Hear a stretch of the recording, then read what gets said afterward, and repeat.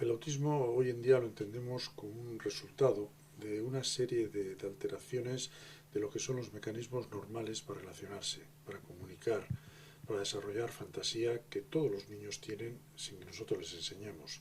Son algo que la especie humana ha ido desarrollando a lo largo de su evolución para sobrevivir y sobrevivir gracias a la relación que establecemos unos con otros.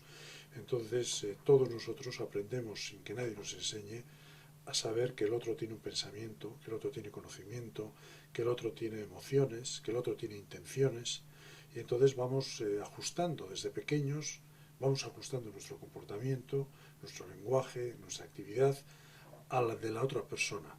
Es como una especie de toma y daca, de baile continuo. Y eso forma parte del aspecto quizás más integral del ser humano, del desarrollo social.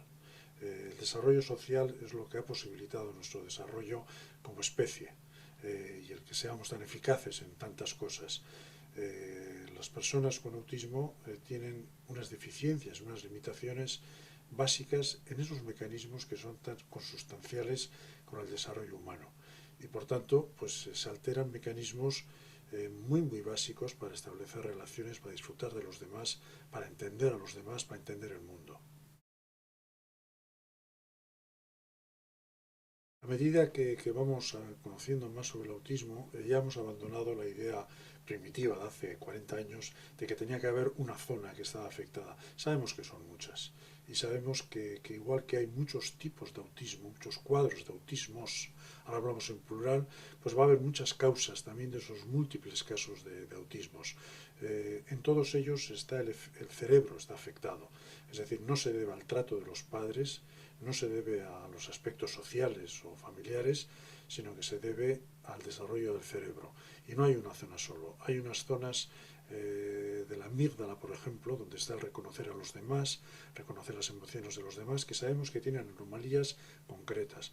Otras zonas afectadas son el cerebelo, otras zonas son lo que se llaman las células en espejo, que son unas células que nos hacen imitar sin querer a los demás y que en ellos no funcionan de la misma manera. Y finalmente, pues están las áreas más sofisticadas del lenguaje, de la imaginación, que están afectadas. De manera que su cerebro es diferente, evoluciona de manera diferente y funciona de manera distinta. Por eso hay personas con autismo que dicen, yo no soy un enfermo, yo soy diferente, yo tengo mi propia manera de ser, yo funciono a mi manera. Y en buena medida es cierto. Lo que pasa es que lamentablemente la mayor parte de ellos tienen además una discapacidad intelectual y eso hace pues que tengan necesidad de muchos más apoyos.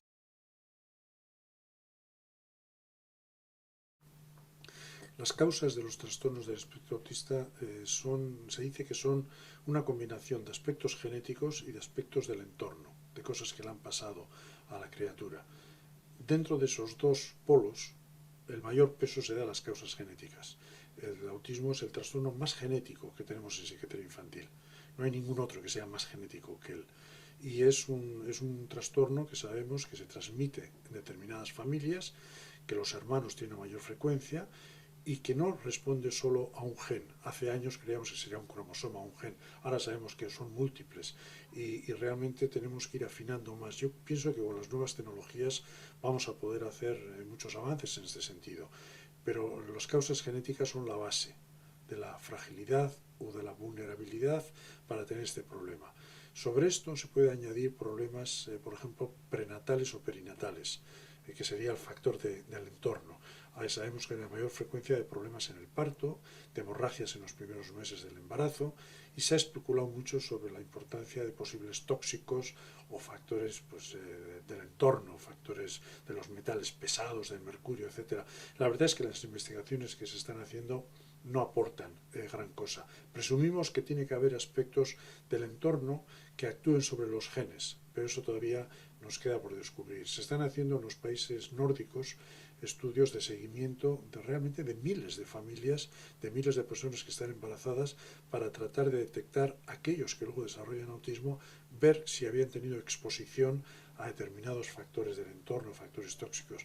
Pero la verdad es que no tenemos nada claro que haya. Siempre decimos por teoría genética más entorno. En la práctica, sobre todo hoy por hoy, es genética. Y el entorno es una interrogación que mantenemos. En Euskadi estamos investigando la genética del autismo. Tenemos un equipo que es el equipo del Banco de ADN, el Banco de Genética de la Universidad del País Vasco, que está en Vitoria, que es donde centralizamos pues, las muestras de las familias que están participando en la investigación. Y ahí estamos evolucionando igual que el resto de los equipos investigadores del mundo. Al principio nosotros íbamos de una manera muy simplista, buscando la causa, el gen, el cromosoma. Y nos hemos dado cuenta que no, que hay muchos y que son todos muy diferentes, que hay muchos autismos.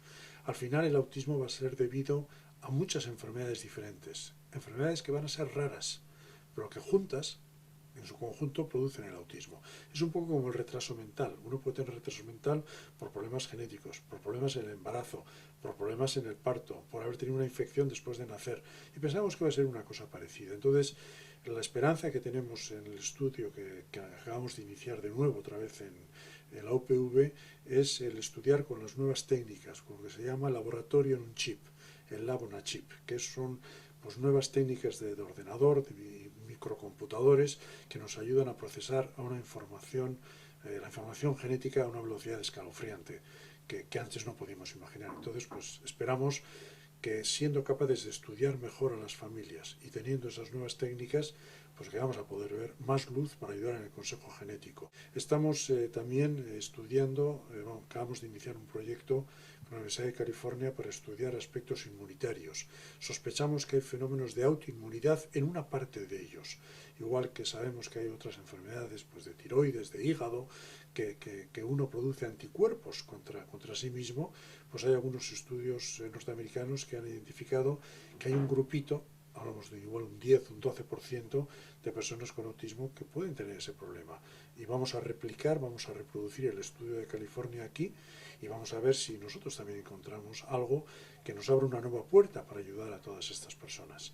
Yo diría que a nivel de causas eso es lo que estamos haciendo, genética y aspectos de inmunidad. Y también estamos investigando otras cosas. Estamos investigando la detección precoz en Euskadi, estamos estudiando nuevas maneras de identificar a los niños con trastornos de Asperger, estamos investigando las nuevas tecnologías, estamos haciendo afortunadamente muchas cosas.